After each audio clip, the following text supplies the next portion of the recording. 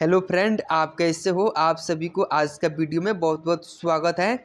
तो गाइस, आज का जो हमारा टॉपिक होगा प्रदूषण यानी कि पॉल्यूशन से हम 50 PYQ क्वेश्चन देखेंगे, जो कि ये क्वेश्चन बहुत इंपॉर्टेंट है।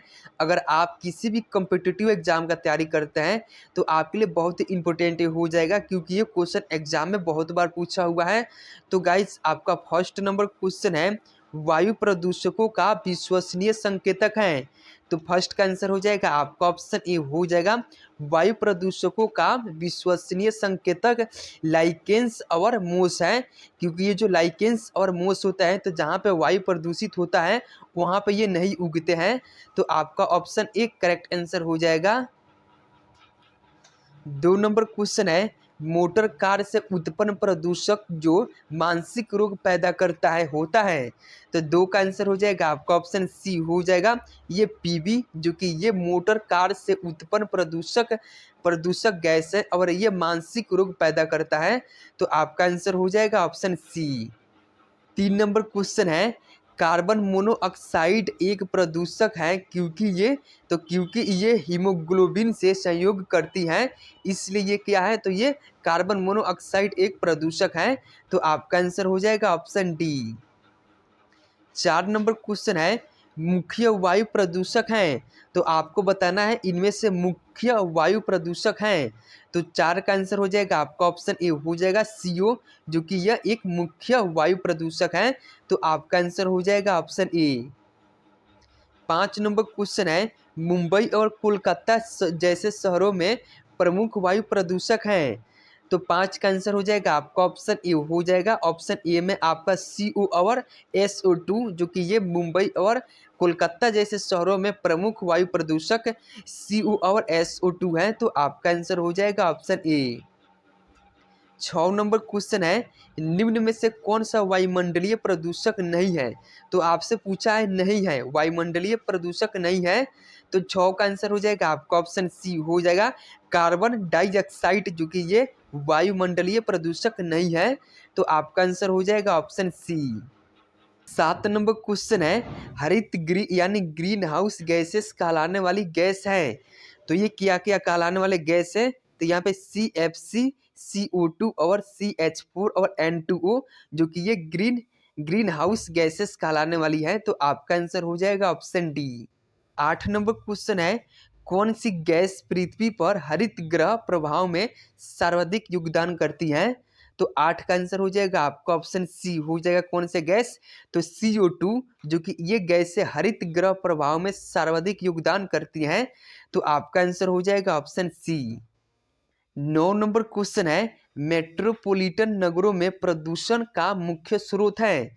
तो 9 का आंसर हो जाएगा आपका ऑप्शन बी हो जाएगा, मेट्रोपॉलिटन नगरों में प्रदूषण का मुख्य स्रोत क्या है, तो स्वतः चालित वाहन है। तो आपका आंसर हो जाएगा ऑप्शन बी।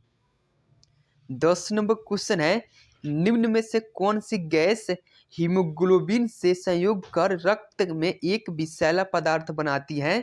तो 10 का आंसर हो जाएगा आपका ऑप्शन सी हो जाएगा, CO2 CO, जो कि ये गैस हीमोग्लोबिन से संयोग कर रक्त में एक विषैला पदार्थ बनाती है। तो आपका आंसर हो जाएगा ऑप्शन सी। 11 नंबर क्वेश्चन है, निम्नलिखित में से कौन सा जैव न्यूनीकरणीय है। तो 11 का आंसर हो जाएगा आपका ऑप्शन डी हो जाएगा, कौन से, तो यहाँ पे रबर, जो कि ये क्या है, तो ये जैव न्यूनीकरणीय है। तो आपका आंसर हो जाएगा ऑप्शन डी करेक्ट आंसर हो जाएगा। 12 नंबर क्वेश्चन है, निम्नलिखित प्रदूषकों में कौन जैव विघटित है। तो 12 का आंसर हो जाएगा आपका ऑप्शन बी हो जाएगा, कौन से, तो यहाँ पे वाहित मल, जो कि ये जैव विघटित है। तो आपका आंसर हो जाएगा ऑप्शन बी। 13 नंबर क्वेश्चन है, निम्न में से किस वायु प्रदूषक के कारण मनुष्य में तंत्रिका तंत्र संबंधी रोग पैदा होता है। तो 13 का आंसर हो जाएगा आपका ऑप्शन ए हो जाएगा, सीसा प्रदूषण के कारण मनुष्य में तंत्रिका तंत्र संबंधी रोग पैदा होता है। तो 13 का आंसर हो जाएगा आपका ऑप्शन ए। 14 नंबर क्वेश्चन है, निम्न में से कौन सा वायु प्रदूषक मनुष्य में रक्त दाब को बढ़ा देता है और दिल संबंधी रोग पैदा करता है। तो 14 का आंसर हो जाएगा आपका ऑप्शन सी हो जाएगा। कौन से? तो यहाँ पे कैडमियम, जो कि कैडमियम वायु प्रदूषक ये क्या करता है, तो ये मनुष्य में रक्त दाब को बढ़ा देता है और दिल संबंधी रोग पैदा करता है कैडमियम। तो आपका आंसर हो जाएगा ऑप्शन सी। 15 नंबर क्वेश्चन है, निम्न में से कौन एक वाहन प्रदूषण का भाग नहीं है? तो आपको बताना है वाहन प्रदूषण का भाग इनमें से कौन नहीं है। तो 15 का आंसर हो जाएगा आपका ऑप्शन डी हो जाएगा। कौन से? तो H2, जो कि ये वाहन प्रदूषण का भाग नहीं है। तो आपका आंसर हो जाएगा ऑप्शन डी। 16 नंबर क्वेश्चन है, लोहे की खानों में काम करने वाले मजदूरों में लौह सकितमयता रोग होने का कारण है। तो ये किस कारण होता है? तो सिलिका के कारण होता है। तो आपका आंसर हो जाएगा ऑप्शन डी। 17 नंबर क्वेश्चन है, वायुमंडल में CO2 का निर्माण मुख्यतः हुआ है। तो 17 का आंसर हो जाएगा आपका ऑप्शन बी हो जाएगा। जीवों के श्वसन से वायुमंडल में CO2 का निर्माण हुआ है। तो आपका आंसर हो जाएगा ऑप्शन बी। 18 नंबर क्वेश्चन है, ताजमहल को क्षति पहुंच रही है। तो किस तरह से ताजमहल को क्षति पहुंच रही है? तो 18 का आंसर हो जाएगा आपका ऑप्शन सी हो जाएगा। यहाँ पे मथुरा तेल शोधनशाला से निकलने वाले वायु प्रदूषणों से ताजमहल को क्षति पहुंच रही है। तो आपका आंसर हो जाएगा ऑप्शन सी। 19 नंबर क्वेश्चन है, कहा जाता है कि ताजमहल मार्बल कैंसर से ग्रस्त है। यह मार्बल कैंसर क्या है?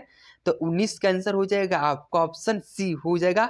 आपसे पूछा है मार्बल कैंसर क्या है, तो आपका ऑप्शन सी करेक्ट हो जाएगा। यह अम्लीय वर्षा जो मार्बल का क्षरण करती है, तो ये क्या है? तो ये मार्बल कैंसर है। तो आपका आंसर हो जाएगा ऑप्शन सी। 20 नंबर क्वेश्चन है, पृथ्वी के वायुमंडल में उपस्थित ओजोन स्तर।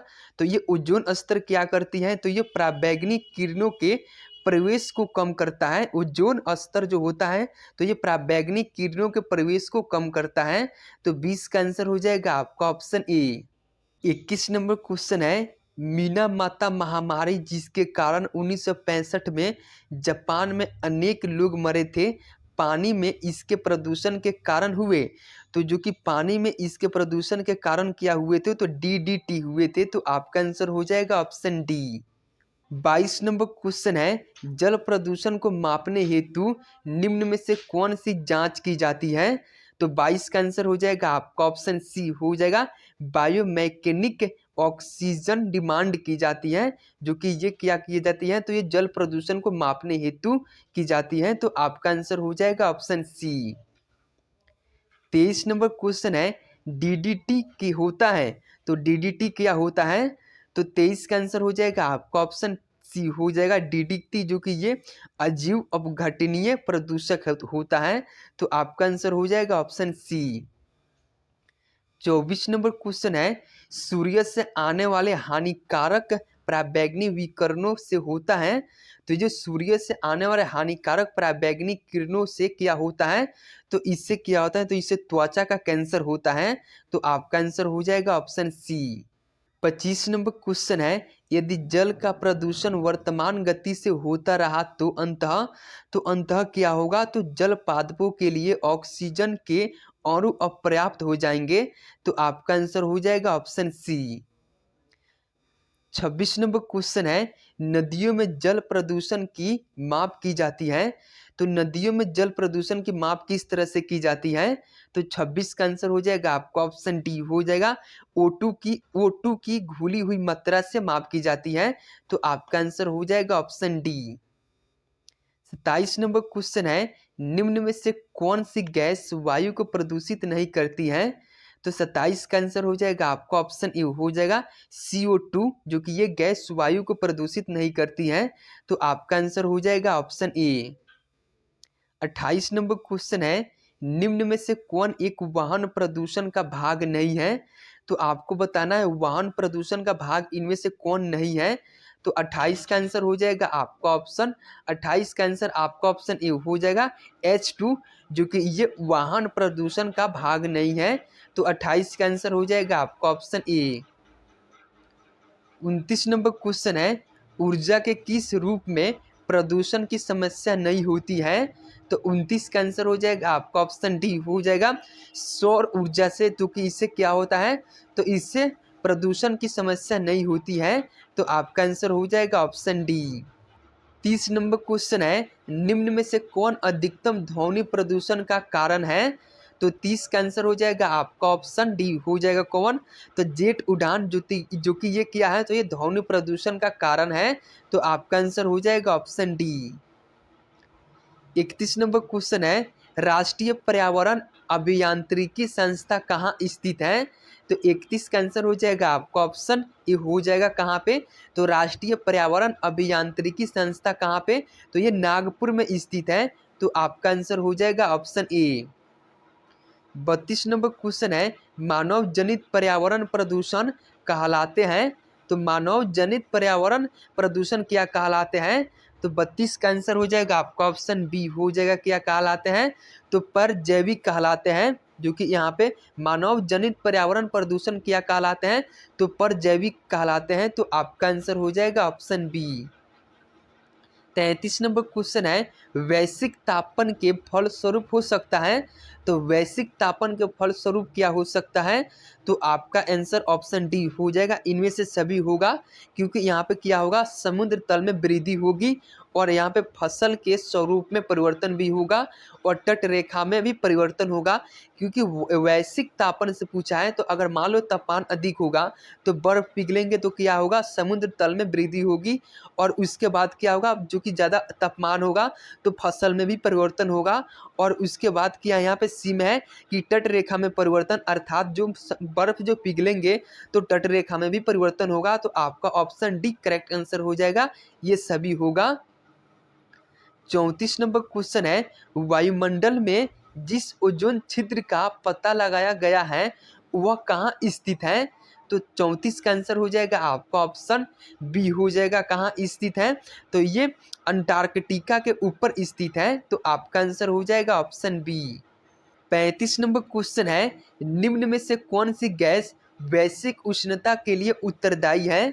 तो 35 का आंसर हो जाएगा आपका ऑप्शन सी हो जाएगा CO2 और मीथेन, जो कि ये वैश्विक उष्णता के लिए उत्तरदायी गैसेस हैं। तो आपका आंसर हो जाएगा ऑप्शन सी। 36 नंबर क्वेश्चन है, वायुमंडल में उपस्थित ओजोन परत अवशोषित करती है? तो 36 का आंसर हो जाएगा आपका ऑप्शन सी हो जाएगा क्या करती है, तो ये अल्ट्रा वायलेट किरणों को अवशोषित कर लेती है ओजोन परत। तो आपका आंसर हो जाएगा ऑप्शन सी। 37 नंबर क्वेश्चन है, तेजाब वर्षा पर्यावरण में निम्न प्रदूषण से होती है? तो तेजाब वर्षा पर्यावरण में किसके प्रदूषण से होती है? तो 37 का आंसर हो जाएगा आपका ऑप्शन डी हो जाएगा, ये यहाँ पे नाइट्रस ऑक्साइड एवं CO2 के प्रदूषण के कारण होती है। तो आपका आंसर हो जाएगा ऑप्शन डी। 38 नंबर क्वेश्चन है, हरित गृह प्रभाव का अर्थ है? तो हरित गृह प्रभाव का क्या अर्थ है? तो 38 का आंसर हो जाएगा आपका ऑप्शन ए हो जाएगा, हरित गृह का प्रभाव का अर्थ होता है वायुमंडल में ग्रीन हाउस गैसों के घनीकरण के कारण वायुमंडल के तापन का बढ़ना। तो ये हरित गृह प्रभाव का अर्थ होता है। तो आपका आंसर हो जाएगा ऑप्शन ए। 39 नंबर क्वेश्चन है, ब्राउन एयर शब्द प्रयोग किसके लिए किया जाता है? तो ब्राउन एयर शब्द का प्रयोग किसके लिए किया जाता है? तो 39 का आंसर हो जाएगा आपका ऑप्शन बी हो जाएगा, ये किसके लिए, तो ये जो होता है ये प्रकाश रासायनिक धुआं के लिए प्रयोग किए जाते हैं। तो आपका आंसर हो जाएगा ऑप्शन बी, आपका करेक्ट आंसर हो जाएगा। 40 नंबर क्वेश्चन है, निम्न में से कौन सा जैव न्यूनीकरणीय है? तो जैव न्यूनीकरणीय इनमें से कौन है? तो 40 का आंसर हो जाएगा आपका ऑप्शन ए हो जाएगा कागज, जो कि ये क्या है, तो ये जैव न्यूनीकरणीय है। तो आपका आंसर हो जाएगा ऑप्शन ए। 41 नंबर क्वेश्चन है, प्राथमिक जेट प्रदूषण पैदा करता है? तो ये पैदा क्या करता है, तो मतलब पतला करके, तो ये क्या पैदा करता है? तो 41 का आंसर हो जाएगा आपका ऑप्शन ए हो जाएगा, ये O3 परत को पैदा करता है। तो आपका आंसर हो जाएगा ऑप्शन ए। 42 नंबर क्वेश्चन है, फ्लाई ऐश वातावरण प्रदूषक है जो इसके द्वारा उत्पन्न होता है? तो ये जो फ्लाई ऐश जो कि है वातावरण प्रदूषक है जो ये किसके द्वारा उत्पन्न होता है? तो 42 का आंसर हो जाएगा आपका ऑप्शन ए हो जाएगा, ये थर्मल पावर प्लांट के द्वारा उत्पन्न होता है, तो आपका आंसर हो जाएगा ऑप्शन ए। 43 नंबर क्वेश्चन है, निम्न में से कौन सा जैव निम्नीकरणीय प्रदूषक है? तो 43 का आंसर हो जाएगा आपका ऑप्शन ए हो जाएगा, कौन से? तो वाहित मल, जो कि ये क्या है? तो ये जैव निम्नीकरणीय प्रदूषक है, तो आपका आंसर हो जाएगा ऑप्शन ए।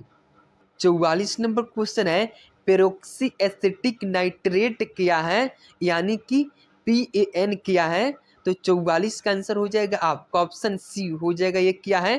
तो ये क्या है? तो ये गौण प्रदूषक है, तो 44 का आंसर आपका सी करेक्ट आंसर हो जाएगा। 45 नंबर क्वेश्चन है, सबसे खराब वायु प्रदूषण उत्पन्न करने वाला पदार्थ है? तो 45 का आंसर हो जाएगा आपका ऑप्शन सी हो जाएगा, कौन से? तो CO2, जो कि ये सबसे खराब वायु प्रदूषण उत्पन्न करने वाला पदार्थ है CO2, तो 45 का आंसर हो जाएगा आपका ऑप्शन सी। 46 नंबर क्वेश्चन है, किसके द्वारा जल के प्रदूषण को साफ करने में बायोफिल्टर के रूप में पाइला ग्लोबोसा प्रयुक्त किया जाता है? तो 46 का आंसर हो जाएगा आपका ऑप्शन डी हो जाएगा। यहाँ पे कैडमियम का जो कि ये किया जाता है, तो जल प्रदूषण को साफ करने में बायोफिल्टर के रूप में यहाँ पे पाइला ग्लोबोसा प्रयुक्त किया जाता है, तो आपका आंसर हो जाएगा ऑप्शन डी हो जाएगा। 47 नंबर क्वेश्चन है, वायु प्रदूषण के कारण लोगों में फुफ्फुस कैंसर से अधिक मरने वाला रोग है? तो आपका आंसर हो जाएगा आपका ऑप्शन डी हो जाएगा। यहाँ पे वात स्फीति, जो कि ये क्या है? तो वायु प्रदूषण के कारण लोगों में फुफ्फुस कैंसर से अधिक मरने वाला रोग कौन से है? तो यहाँ पे वात स्फीति है, तो आपका आंसर हो जाएगा ऑप्शन डी।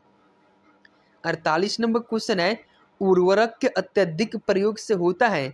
तो उर्वरक के अत्यधिक प्रयोग से उपयुक्त में से सभी, जो कि ये ऑप्शन डी हो जाएगा। उर्वरक के अत्यधिक प्रयोग से मृदा प्रदूषण भी होता है, जल प्रदूषण भी होता है और वायु प्रदूषण भी होता है, तो आपका ऑप्शन डी करेक्ट आंसर हो जाएगा। 49 नंबर क्वेश्चन है, पर्यावरण संरक्षण के लिए कौन सी अंतर्राष्ट्रीय एजेंसी कार्य कर रही है? तो 49 का आंसर हो जाएगा आपका ऑप्शन सी हो जाएगा, ग्रीन पीस एजेंसी, जो कि ये क्या कर रही है? तो ये पर्यावरण संरक्षण के लिए कार्य कर रही है, तो 49 का आंसर हो जाएगा आपका ऑप्शन सी। 50 नंबर क्वेश्चन है, भूमिगत जल को दूषित करने वाले अजैविक प्रदूषक हैं?